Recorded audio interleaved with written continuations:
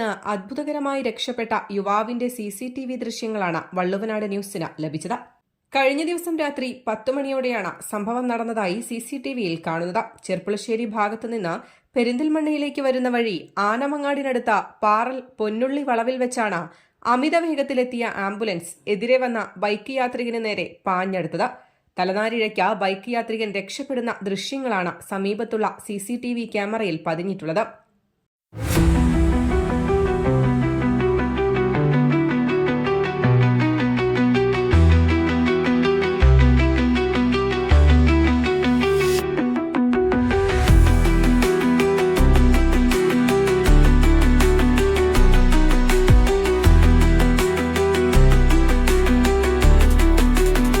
നിങ്ങളുടെ എല്ലാ സാമ്പത്തിക ആവശ്യങ്ങൾക്കും ഒരു വഴിയുണ്ട്. UGS gold loan.